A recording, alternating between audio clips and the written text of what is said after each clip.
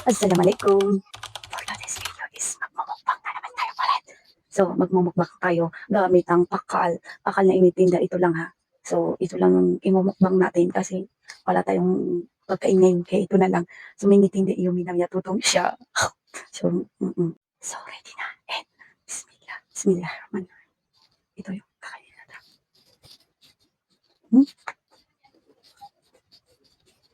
Ay, sige na, nakapin yan.